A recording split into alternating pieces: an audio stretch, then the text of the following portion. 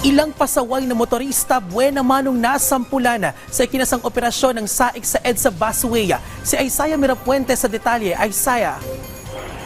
Rise and shine, Bien. Alam mo, unang Lunes ng Disyembre, pero may mga motorista pa rin ang nabulaga dahil sa operasyon ng SAIC sa Busway.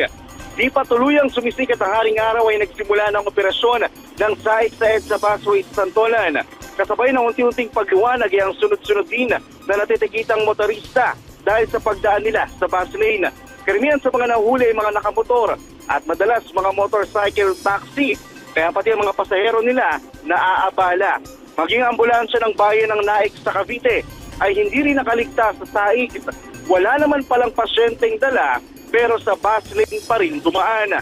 Habang may isang ambulansya na nakatunog pa ng wangwanga at nang i-check ng SAIC ang ambulansya, nagkunwari pang pasyente ang isang sakit nito na wala namang palang sakit.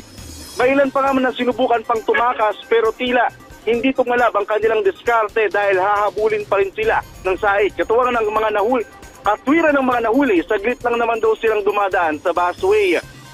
Posibleng iniiwasan nila ang matinding traffic sa Santolan flyover kaya sa EDSA bus lane na lang sila dumadaan.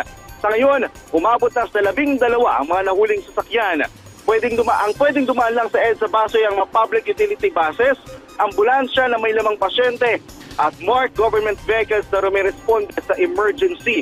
Ang mga mahuhuling driver titikitan ng SAIC at kukunin din ang kanilang lisensya. Matinding abala yan dahil tanging sa LTO main office sa East Avenue lang nila makukuha ang kanilang lisensya.